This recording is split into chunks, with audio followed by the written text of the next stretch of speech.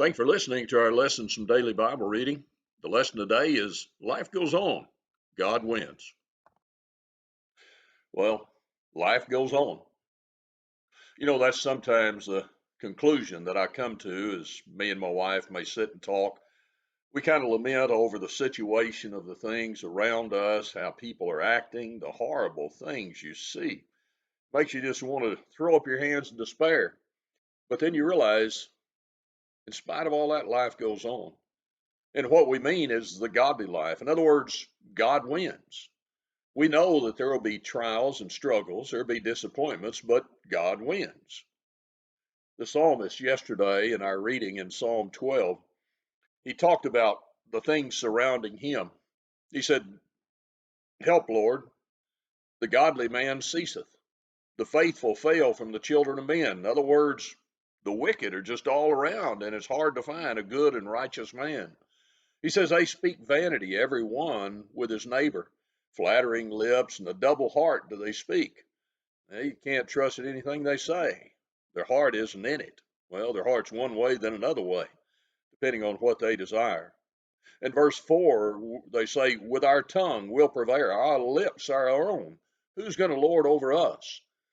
Well, the squeaky wheel gets the grease. They just cry out more and more and more and think that they will prevail. In verse 5, he talks about the oppression of the poor, the sighing of the needy.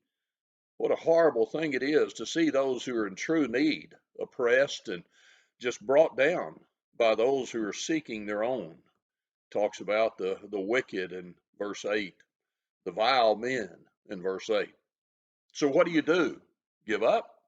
Or do you trust in the Lord and say, life goes on, God wins? The psalmist came to that latter conclusion in verse 3. The Lord shall cut off all flattering lips, the tongue that speaketh proud things. In verse 5, he says, Now will I arise, saith the Lord. I'll set him in safety from him that puffeth at him. Verse 6, the words of the Lord are pure words, as silver tried in furnace of earth, purified 7 times. In other words, just like we read in the New Testament, the word of the Lord will go on. Jesus said that his word be preached until the end of the world. It's such an amazing thing to see the power of God as it goes on, no matter what the devil may throw at it, no matter what those who follow the devil may throw at it. He talks about in verse 7, Thou shalt keep them, O Lord, thou shalt preserve them from this generation forever. God's word is going to go on. His will is going to go on. Sometimes we worry about the attacks on the church. And indeed, we should worry. We should stand up and be set for the defense of the gospel, as Paul was in the Philippian letter, that others may hear of us striving together for the faith of the gospel. It's something we do, but we realize in all of this, we fight, we go on, and we're assured of a victory. God will ultimately win.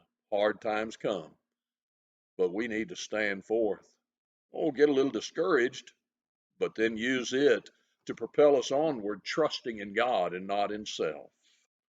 Life goes on. God wins. Let's have a great day as we realize that. Put it forth in our life. Thank you for listening. Thank you again for joining us in this Bible study. We remind you, if you'd like to follow along in our daily Bible reading, the link below in the description of this video will give you the PDF so you can read right along with us. If you have any other questions or if you'd like information on a Bible study, contact us with the information provided on the screen before you.